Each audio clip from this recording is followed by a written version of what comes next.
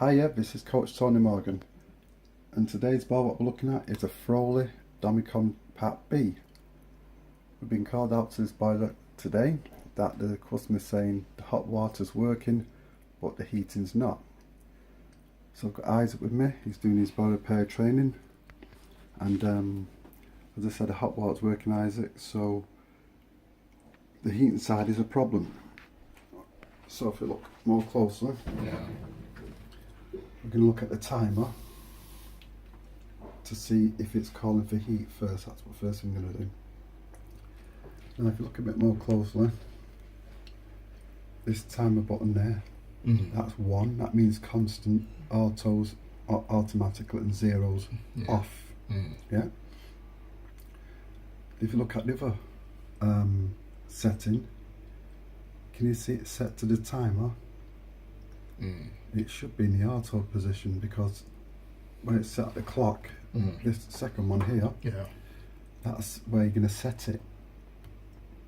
So it needs to be in that position there. The other one is to program it, the P, so it should be in the auto. So perhaps it being set to that timer, because that's to adjust the time. Because in that position, it's not going to function. So the customer could have put it, well obviously it was there when we seen it, but that could stop it from working.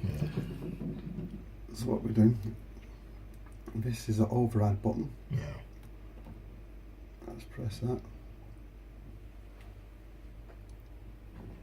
Nothing's happening. The next thing we'll go and look at, see, he's got room thermostat. So there's a room thermostat. So you turn it up.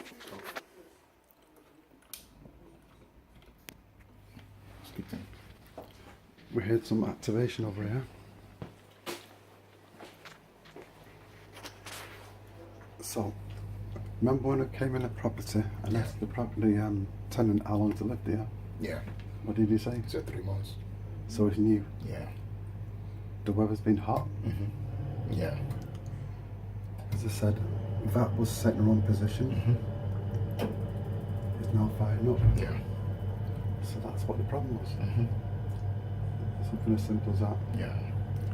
Now, it was simple, but to you, it wasn't obvious. And that's just because of not used to this system familiarization.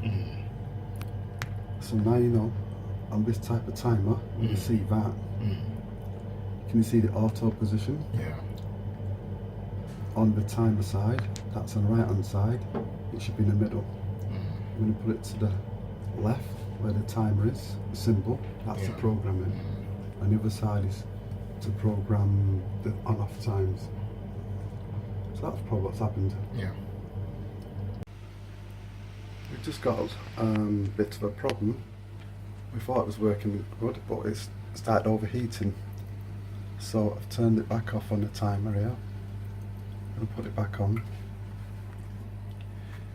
It could be one of two things. It could be air, or we'll check if the radiators are open. The thermostat radiator valves might be closed. So as I said, we're going to check to see if the TRVs, he's got the thermostat radiator valves. The tenant or someone in the past might shut the radiators. So all these little things, these are the things you need to look for. That's open? Okay, let's see if there's any more. So we have got some sort of circulation problem because it's gone up to 96 now. Now we looked underneath the boiler and we found a culprit because somebody has shut the flow off. So there's no circulation, that's why. So let's get the adjustable spanner and open it up. So we now corrected that, that's now open. It's going down. Temperature's now rapidly going down because it's now circulating. So we now solved the problem. So we'll turn it back on.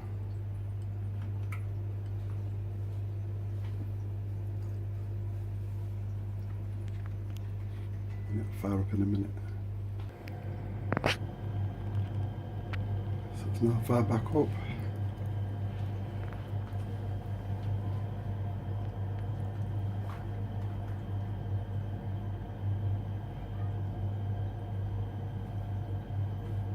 It's not as rapid now.